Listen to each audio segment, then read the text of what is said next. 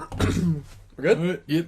All right, well, welcome aboard, friendly listeners. This is Pat and Brandon's first podcast, which we will be doing on Wes Anderson's The Grand Budapest Hotel. Yep. We've been on a Wes Anderson kick for a few weeks now. We watched Life Aquatic, and Pat, you just watched... Moonrise Kingdom. And then we decided that we wanted to talk a little bit about The Grand Budapest Hotel. This was a movie Pat recommended to me. I hadn't seen any... Well, we saw the one Wes Anderson, but this is our first exposure podcast. Yeah, and even watching Moonrise Kingdom and Life Aquatic, The Grand Budapest just stands out really... It just really stands out compared to the other ones. There's something about it, you know? All right, well, what is that something, do you think, having seen more than I have? I think the writing just works so much, but it all just comes together with The Grand Budapest. Gotcha. And it's not like it didn't with The Life Aquatic, but it just has the perfect blend of all these quirky characters, and the comedy's just always on point. I think he just really, when it comes to The Grand Budapest, I think he just really mastered it.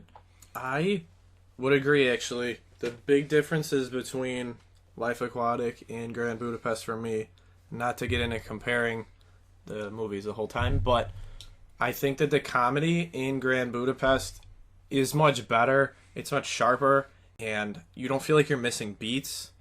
There's also a lot of ridiculous things, which make it even funnier because it's just absurd in the best way. And for those of you who don't know, the Grand Budapest Hotel is the story of a concierge and his protege, lobby boy, recovering a painting left in a will, a very expensive painting, and then trying to keep it safe and the troubles they get into whilst they try to keep it safe. I would like to add that I think the relationships with the characters are a lot more interesting to watch in the Grand Budapest too, because it's in each of his movies, it's sort of there's this main guy who's kind of an asshole, and then there's always a young protege looking up to him. And then in The Life Aquatic, it was Bill Murray and Owen Wilson. Bill Murray as the asshole and Owen Wilson as the protege looking up to him. But when you in this movie with Ralph Fiennes as M. Gustav and the one man, the one boy, Zero, a young Zero. I know his name was Tommy something. Tommy something with a V.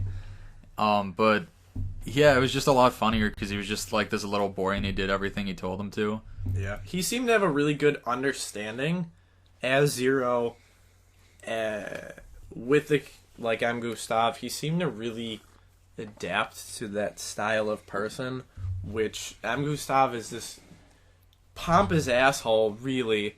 He sleeps with cougars, but not even because they're too old to qualify, and he just lives his lavish life, but he doesn't actually, and we see a lot of camera angles where he looks really sad, but Zero seems to keep on the up and up until he's older, and he also looks sad. Mm-hmm. There's some complexities to this movie, but let's talk about Ralph Fiennes, because I know that you love him. Yes, I do. I think his character was definitely the best in this, especially he got so much screen time and he just made the most of it.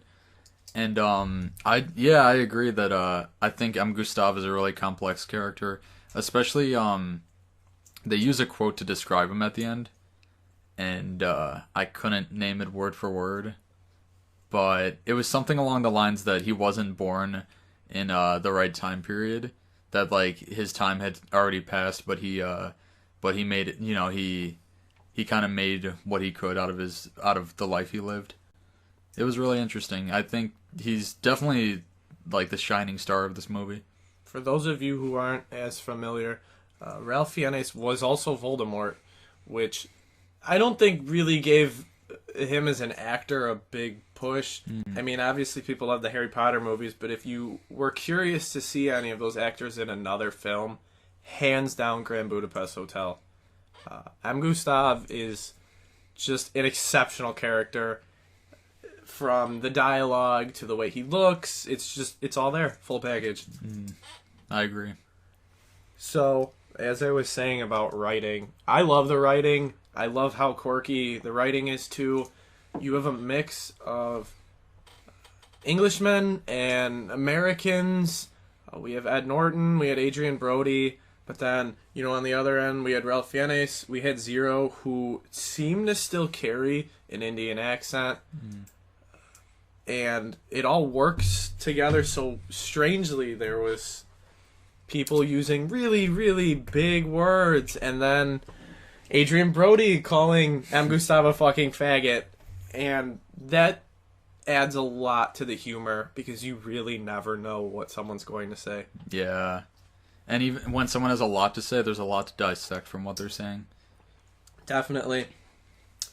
Another big thing with Wes Anderson films that I know you wanted to talk about was the sets.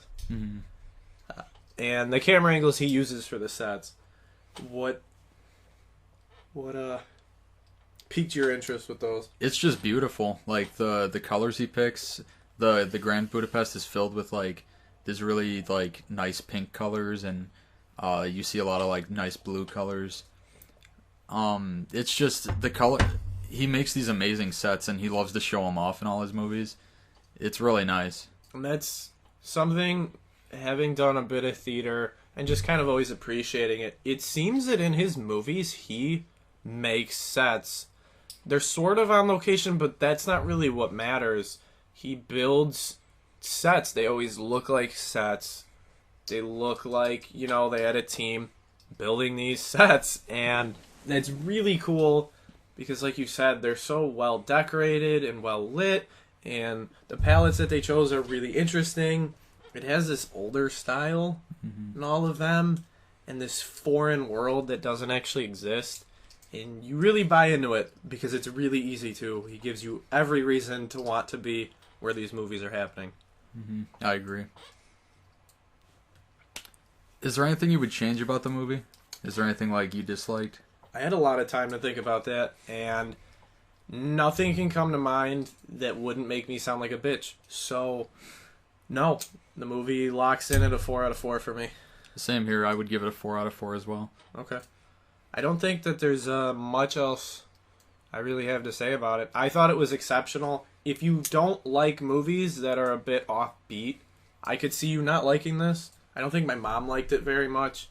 But again, it's offbeat, and you kind of have to want that out of the movie.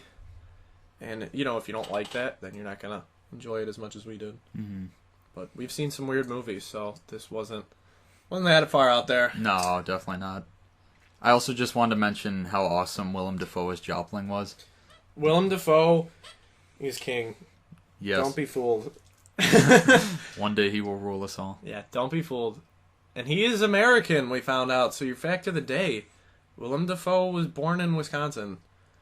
And his real name is not Willem, it's William. He got the nickname Willem in high school, I believe Wikipedia said. So, weird stuff. That's very strange. Yeah, well, checking out from our first podcast, this is Brandon. This is Pat. And you guys have a good day.